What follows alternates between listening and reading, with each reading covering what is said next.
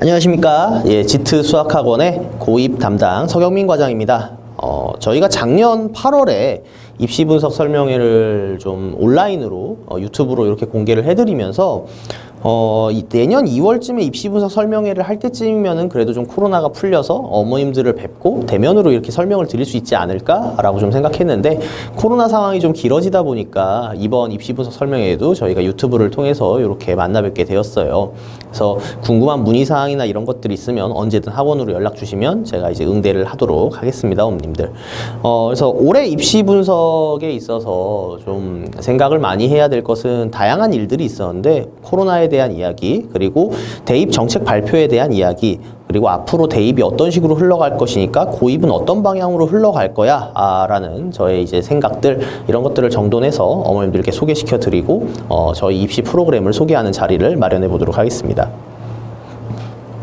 일단 저희 오늘 배우게 될 것은요, 첫째로는 코로나에 대해서 고등 입시가 어떤 식으로 좀 변화되었는가를 말씀드릴 거고요. 두 번째는 이제 앞으로 우리 중2, 중3 친구들이 대학교 입시를 치르게 될 때 대학교가 어떤 식으로 입시 방향이 조금씩 변화하고 있을까? 지금 대입이 어떻더라라는 개념은 우리 아이들이 치르게 될 입시랑은 조금 별개일 것이거든요. 그래서 변화하는 입시는 어떤 식으로 변화하고 있는가? 그리고 그러한 정보들을 기반으로 정말 일반고가 유리할까라고 해서 일반고가 취할 수 있는 대학교 입학 입학 전략을 가지고 일반고가 유리한지를 좀 알아보는 시간을 좀 가져보도록 할 거예요. 그리고 두 번째로는 저희 학교별로 자사고, 외고, 국제고가 코로나나 기타 등등에 의해서 올해 변경점이 어떤 것이 있었고, 그래서 지원 전략이 어떻게 지원을 이 학교를 할 수 있을지 이걸 좀 고민해보는 자리를 가질 거고요. 마지막으로 실제로 입시를 하고 싶은 친구들이 학교 생활기록부나 면접, 자기소개서 준비들은 어떤 식으로 해야 될까라는 준비물에 대한 이야기를 좀 다뤄보는 시간을 가질 겁니다. 마지막으로 저희 지트 입시의 종합 솔루션인 고등학교 입시를 하기 위해서 어떤 식으로 저희가 준비를 시키고 있는지 요거를 좀 소개시켜 드릴 것 같습니다. 시작해 보도록 할게요. 자, 일단 고등 입시에 대한 흐름입니다. 기본적으로 고등 입시의 흐름을 이해하기 위해서는 대학교 입시의 흐름을 파악해야 합니다. 왜냐하면 고등학교에서 학생들을 선발하는 것은 대학교를 잘 보내기 위한 학생들을 선발하기 위한 장치이기 때문에 대학교 입시에 좀 적합한 학생들을 먼저 선발하고자 하는 취지를 가지고 있어요. 그래서 고등학교 입시의 흐름을 이해하기 위해선 기본적으로 대학교 입시들을 좀 알아야 된다. 그리고 예전에 어땠는지를 다시 한번 살펴볼 필요가 좀 있다라고 말씀드릴 수 있겠습니다.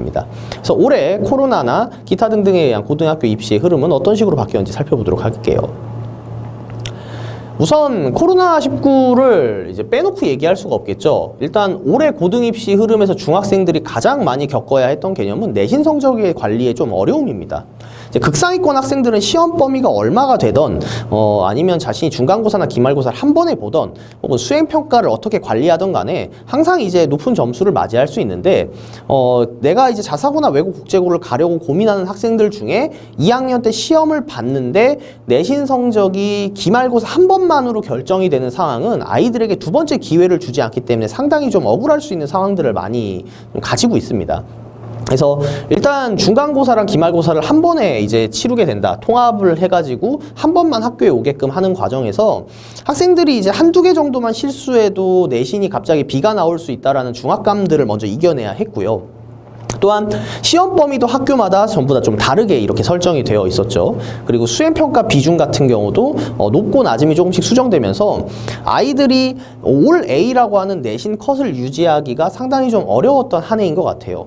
그러니까 범위가 통합되면서 난이도는 조금 낮추고 있지만 수학 기준으로 수학은 난이도를 낮추더라도 내가 암기하거나 공부해야 될 내용들, 그리고 이해해야 될 내용들에 대한 정의들이 늘어나는 것만으로도 학생들이 굉장히 부담되고, 또 이제 앞에서 배웠던 개념들이 뒤에서도 당연히 응용이 된다라는 개념 때문에 수학이 누적이기 때문에 이러한 수학 성적들에 대한 관리가 좀 어려울 수 있고, 애초에 범위 자체가 난이도와 연결이 되어 있는 국사라던가 이런 암기 과목들 같은 경우가 특히나 학생들이 굉장히 어려웠던 한 해였던 것 같아요. 그래서 실제 3학년 학생들 중에 올해 입시 중도 하차하는 학생들이 상당히 많았는데, 입시 중도 하차 이유가 내신 성적이 나오지 않아서 자신이 목표로 하는 고등학교에 지원할 수 없기 때문에 라는 경우들이 상당히 많았습니다.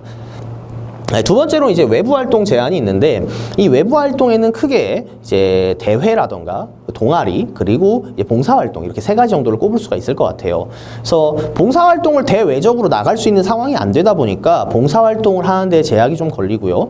각종 대회들이 이제 나가서 진행하게 되면은 코로나19에 대한 방역 수칙을 준수하고 있는 대회들만 이제 오픈이 되어 있다 보니까 대회나 이런 것들도 좀 줄어들 수밖에 없었죠. 그래서 봉사활동 같은 경우야 몇몇 직업군들을 제외하면 엄청나게 중요한 것들은 아닌데 이제 대회 같은 경우에는 각종 대회에 참가함으로써 내가 중간 과정에서 얻는 경험들이 있단 말이에요. 이런 것들을 좀 자기소개서에 쓸 수 없다는 점은 고등입시에 있어서 좀 아쉬웠던 부분인 것 같아요.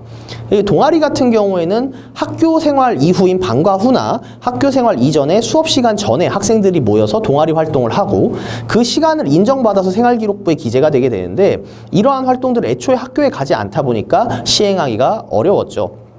어려웠다고 말씀드리는 것이지 불가능하다고 말씀드리는 건 아니에요. 실제로 3학년을 있었을 땐 할 친구들은 거의 다 했거든요. 그러니까 봉사, 동아리, 대회들에 대한 외부 활동이 제한되어 있는데 할 사람들은 합니다.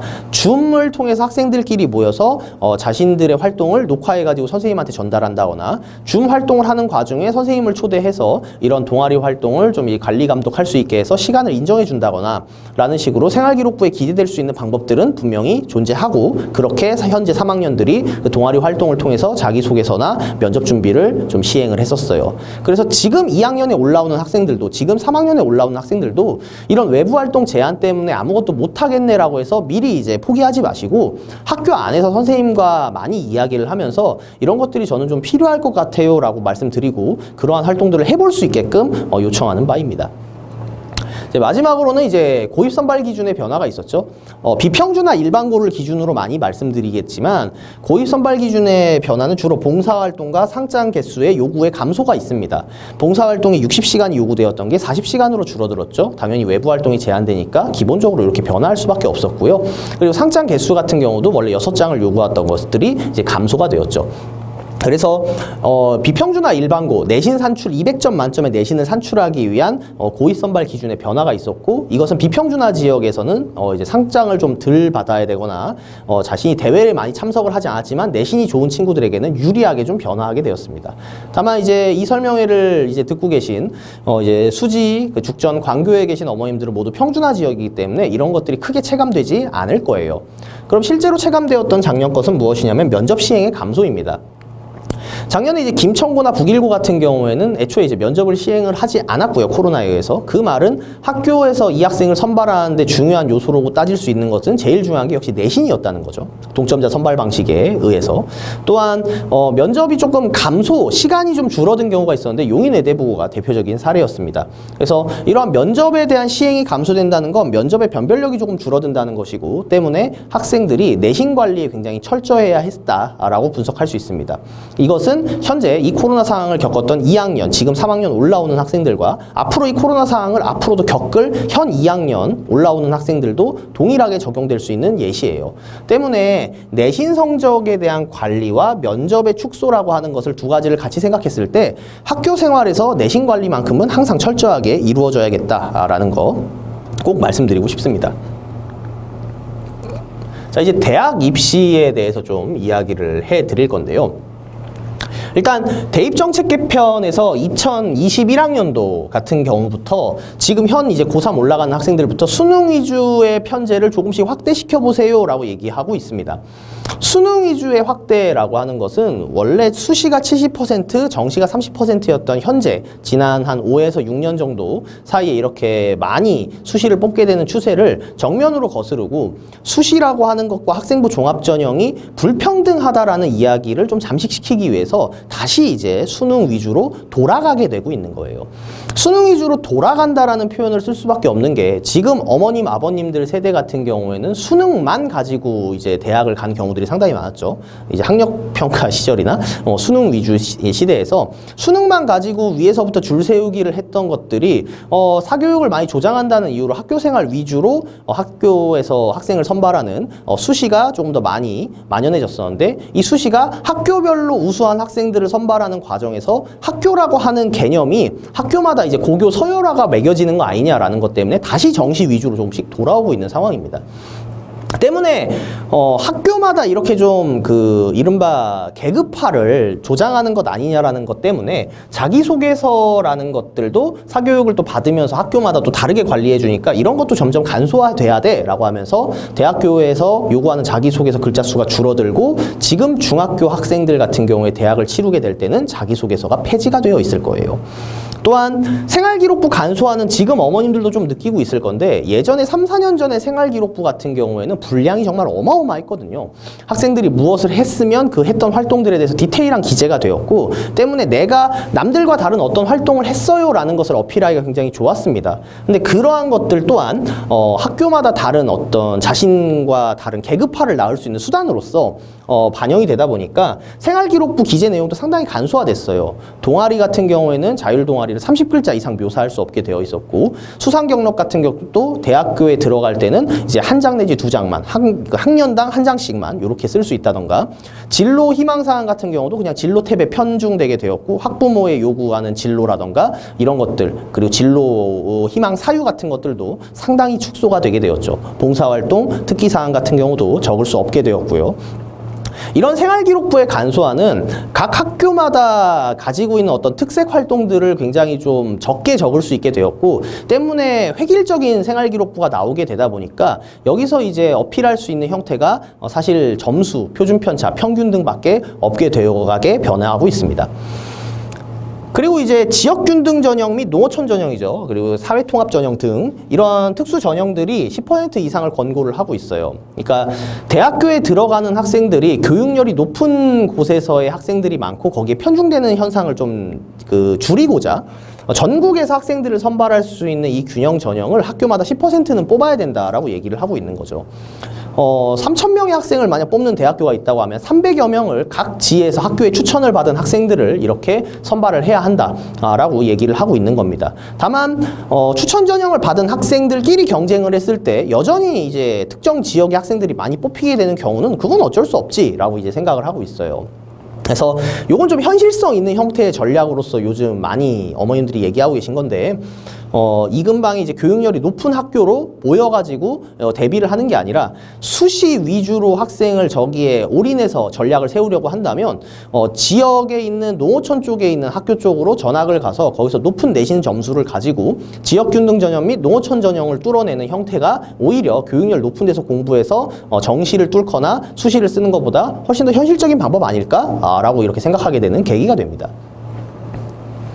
그리고 이제 고교 블라인드가 점점 확대되고 있습니다. 이 고교 블라인드라고 하는 건 학교 아까 서열화와 계열화 그 관점에서 학교의 이름을 보고 학생의 활동과 상관없이 학생을 뽑는 거 아니냐는 의문이 지속적으로 제기돼 오면서 고교 블라인드를 점차 확대하고 있습니다. 다만 이제 앞에서 했던 이런 활동들 중에서 지역균형 전형 10% 이상 권고를 제외한 요 두 가지 생기부 간소화와 고교 블라인드 확대라는 대학 입시의 좀 흐름이나 개편은 크게 유의미하지 않다는 게 이제 저의 생각이에요.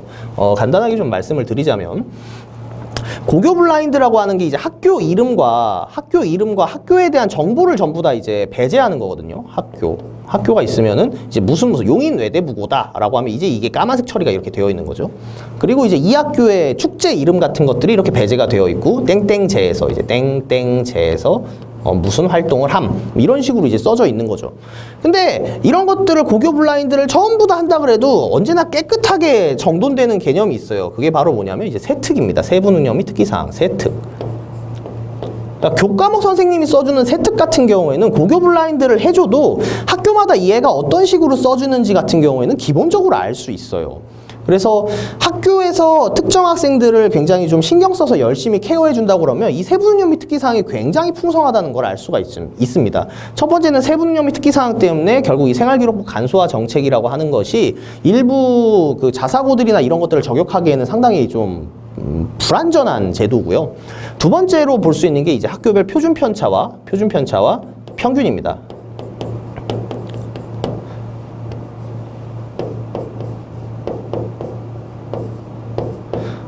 평균 같은 경우랑 표준편차가 굉장히 중요한데 이유를 좀 말씀드리자면 일반적인 고등학교의 성적표를 이렇게 보게 됐을 때 이제 등급도 나와 있고 뭐 이제 A등급 비율 같은 것도 확인할 수 있을 텐데 일단 표준편차랑 평균 같은 경우가 기본적으로 제공이 돼요. 그럼 이제 수학에 대해서 말씀을 드리면 일반적인 고등학교 수학 평균이 60점 가량이고 고등학교의 표준 편차가 약 이제 10점대 후반에서 20점대 초반 정도가 일반적으로 형성이 되어 있습니다.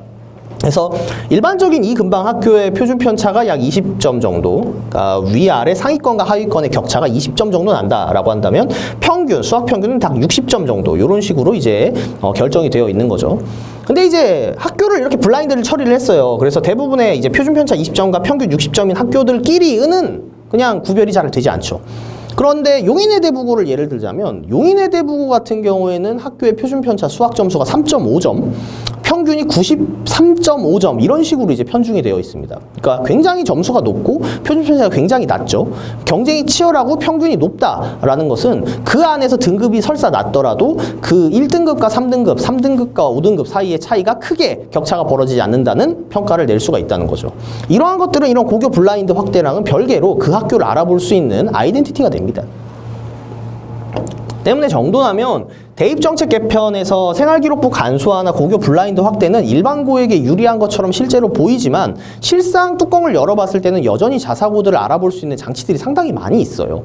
그럼 실제로 일반고들 한정으로 유리하다라는 개념보다는 이 균형 전형, 그러니까 학교장 추천 전형이죠. 학교의 장에서 추천을 받을 수 있는 학생들이 더 많이 늘어나니까 거기에 들어갈 수 있는 학생들이 늘어난다라는 것은 전체적인 인원이 많은 일반고 입장에서는 환영할 만한 일이다 정도로 해석할 수 있다는 것이죠.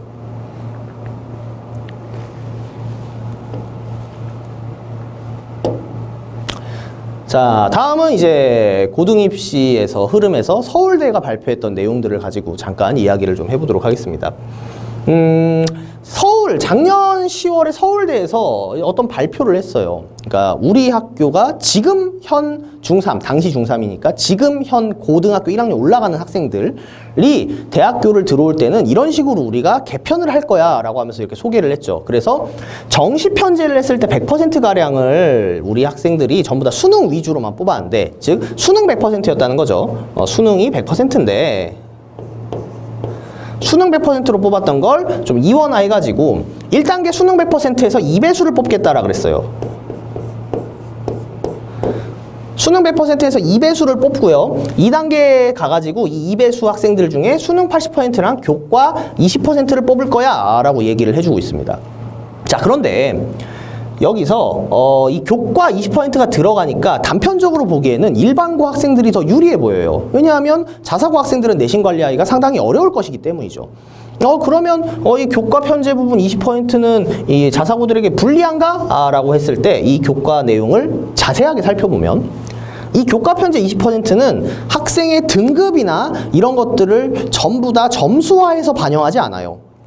내 전체 생활기록부가 20점 만점에 몇 점 이런 식으로 나오는 게 아니라 평가 기준이 고작 3가지 A, B, C로 나누어집니다. 그래서 A라고 하는 것은 교과 편제가 우수하고 그리고 내 진로 연계성에 관련된 과목을 많이 들은 학생으로 이야기를 할 수가 있어요. 근데 여기서 이제 진로 연계성이라는 게 서울대에서 굉장히 중요해지는데 많은 상위 학교들이 그렇습니다. 수시든 정시든 간에 내가 어떤 의대를 들어가고 싶다고 한다면 화학2나 생물2 같은 과학2 과목들을 듣는 것을 이제 권고를 하고 있어요. 근데 그런 걸 듣지 않고 고교 생활을 했는데 점수가 높다고 한다면 진로 연계성이 낮으니까 A를 받기 힘들 수 있다는 거죠. 평점과 상관없이 말이죠.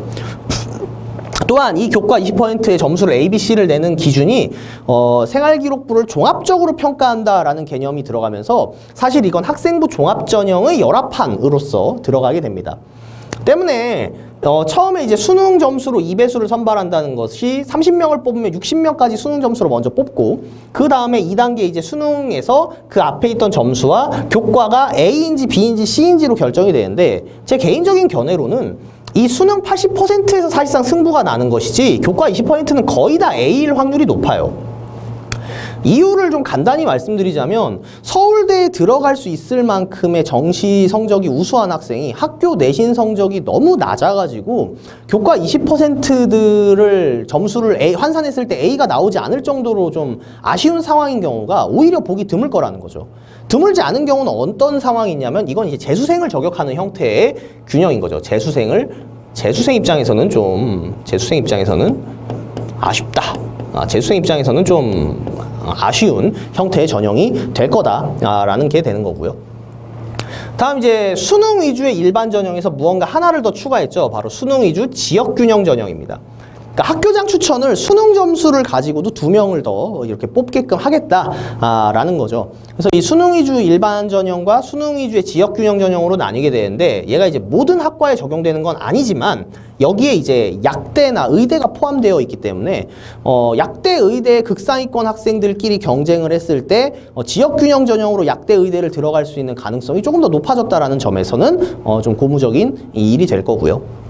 다음은 수능 최저 3개 영역의 등급 합이 원래 이제 2등급 이내였습니다. 그러니까 이제 밑에 예시를 들면 이제 국영수가 2이어야 했다던가 이런 개념인데 수능 최저를 이제 3개 영역 등급 합 7 이내로 바뀌었죠. 그래서 원래는 이제 얘 등급 합이 이제 6이었으니까 6이 7이 된 거네 라고 생각해서 완화되었다고 생각하기가 쉽습니다만 완화된 수준이 아니라 정말 그냥 엄청나게 변화한 거죠. 이렇게 되면. 왜냐하면 일반적으로 서울대에서 수능을 이제 수시를 붙고 수능 최저에 못 붙어서 2월 되는 인원들이 매년 꽤 많이 있었는데 이걸 좀 줄여주겠다는 취지입니다. 7 이내라는 건 영어를 5등급을 받아도 수학이랑 국어를 1등급을 받으면 서울대 입학이 가능하다는 소리가 돼버리는 거예요. 수시를 붙었다는 전제 하에서. 때문에 이것은 수시가 붙었는데 수능 최저, 수능 준비가 너무 안 돼서 수능 최저를 못 맞춰서 이 친구들이 대학교에 못 들어오는 일들을 좀 많이 줄여주겠다라는 관점으로서 해석할 수 있다는 것이죠. 그래서 서울대 이 발표를 봤을 때는요, 사실 이 수능 80% 플러스 교과 20%는 크게 유의미하지 않습니다. 예, 이 교과 20%는 거의 다 A가 나올 거예요. 다만 나는 학교 내신이 완전히 망했는데 재수를 해가지고 수능을 되게 잘 볼 거야 라고 하는 거는 이제는 좀 안 먹힌다는 거죠. 서울대를 가기 위해서 재수를 한다라는 것은 이런 종합전형인 형태나 내신이 일단 기본적으로 전부 다 좀 필요하기 때문에 서울대를 가고 싶거든 재수 삼수를 하는 게 문제가 아닌 학교 생활을 성실하게 임했어야 한다는 겁니다.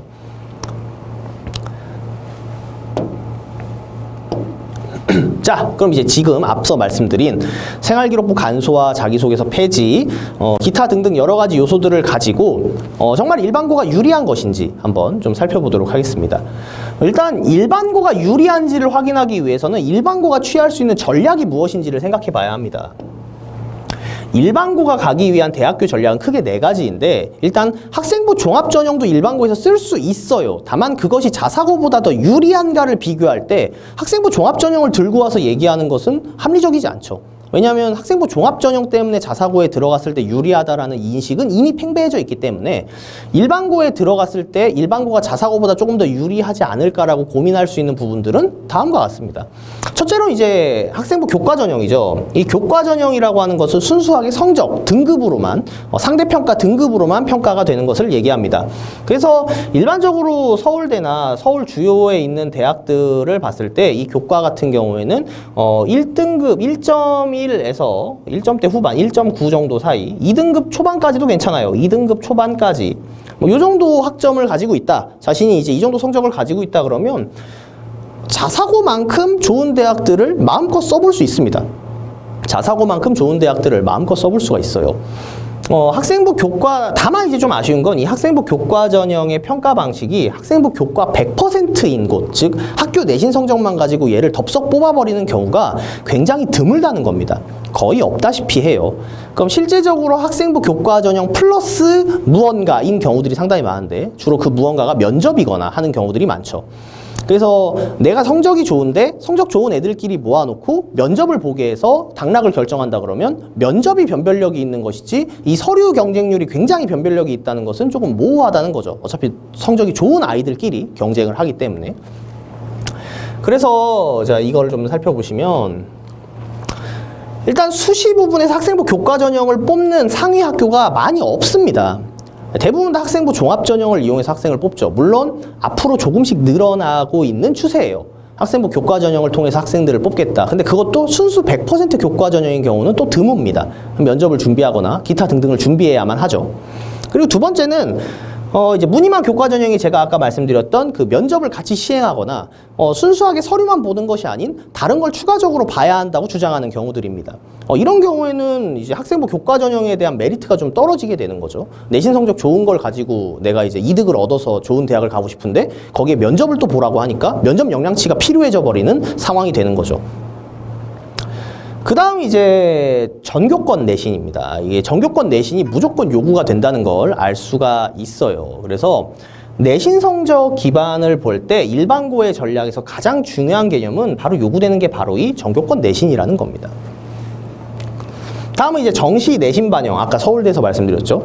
정시에서 내신 반영되는 게 서울대뿐만 아니라 서울 주요 대학으로 확대된다고 가정해 봤을 때 그러면 이러한 정시에서 내신 반영하는 게 일반고에게 더 유리하지 않겠느냐라고 얘기할 수 있습니다. 근데 이제 그게 일반고가 더 유리하게 되려면 일반고 학생들이 일단 수능 준비부터 해야 돼요. 일단 수능 준비. 그러니까 정시가 안 되는 상태에서 난 정시 점수가 안 되지만 내신 점수가 좋으니까 자사고보다 유리할 거야 라고 생각하는 건 어폐가 있죠. 당연히 정시 점수가 상당히 높아야지만 우리가 이러한 것들을 준비할 수 있습니다.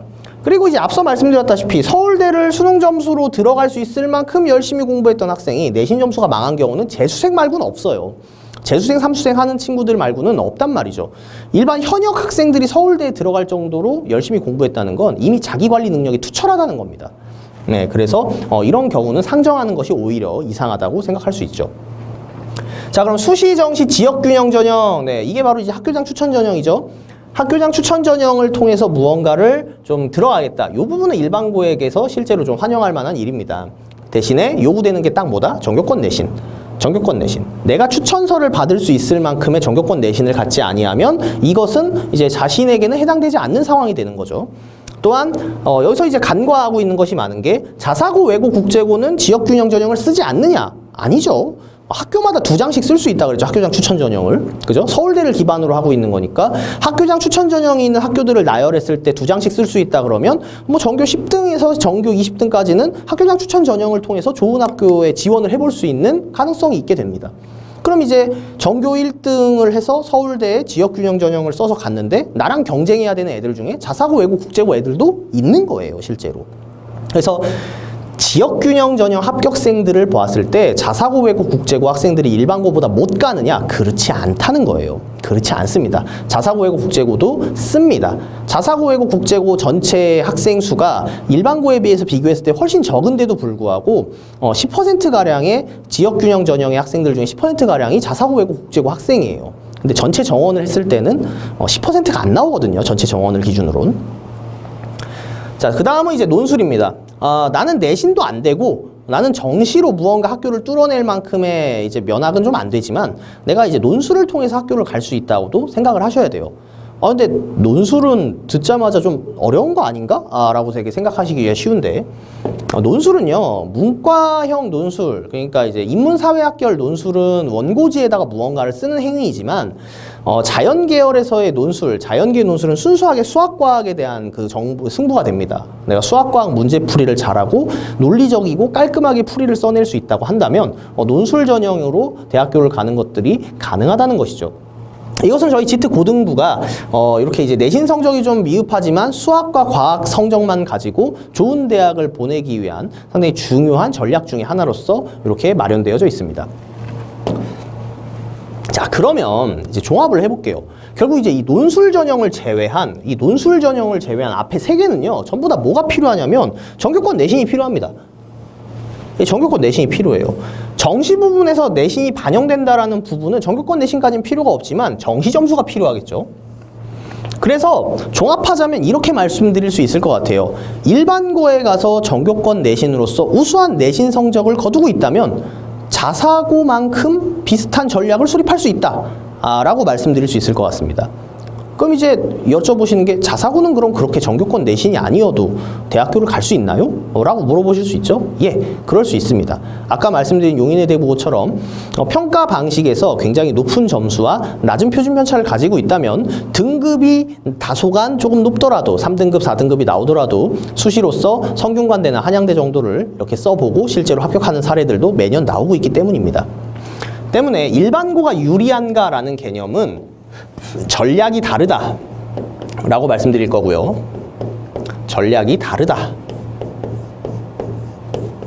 전략이 다를 뿐이지 유불리에 대한 개념이 아니고, 만약에 비슷한 정도 수준까지 내가 어떤 자사고, 외고, 국제고에 대한 개념들이 일반고랑 비슷한 수준까지 지원 전략을 짜내고 싶다면 요구되는 것이 전교권 내신이다. 이 전교권 내신이 없으면 애초에 자사고랑 이렇게 좀 비교를 할 수 있는 상황은 아니게 된다라고 말씀드릴 수 있겠습니다. 그럼 실제로 이제 통계적인 데이터를 기반으로 좀 말씀을 좀 드려보도록 하죠. 고등입시를 그러니까 이제 일반고 말고 자사고, 외고, 국제고를 들어가야 되는 이유는 통계적인 숫자적으로 서울대를 들어가는 일반고 학생들과 자사고, 외고, 국제고 그리고 영재과학고 학생들을 비교했을 때도 유의미하게 차이가 납니다. 예를 들어서 지금 일반고에서 서울대를 몇 명이나 갈까를 생각해보면 작년 통계 데이터로 대략 1,700명 정도가 이제 일반고에서 서울대를 가게 됩니다. 그러니까 이게 서울대 정원의 전체 50% 정도거든요. 전체 정원의 50% 정도가 서울대를 가게 됩니다. 그래서 그럼 일반고의 50%가 서울대를 간다? 그건 아니고요. 그건 아니고요. 서울대 정원의 50%가 일반고 학생이다라고 말할 수 있다는 거죠. 근데 이제 일반고가요, 전국에 몇 개나 있느냐? 전국에는 약 2,400여 개의 일반고등학교가 있고요. 정원이 이제 32만 명 정도가 있습니다. 그러니까 이제 32만 명 정도 있는 일반고 학생들 중에서 1,700명이 가는 거예요. 그죠? 32만 명 중에서 한 1,700명 정도 간다. 이렇게 이제 생각을 하실 수가 있다는 거죠. 그러니까 이제 퍼센트로 따지면 이제 0.5% 정도, 0.5% 정도가 이제 0.5% 정도가 일반고에서 서울대를 가게 되는 거죠. 0.5%라고 하는 것은 200명 중에 한 명이 갈 수 있을까? 라는 물음표가 찍히는 수치이지 않습니까?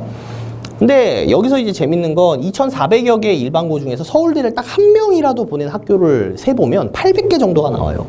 그러니까 대한민국에 있는 수많은 일반고들 중에 3분의 2는 서울대를 한 명도 보내지 못한다는 소리가 됩니다.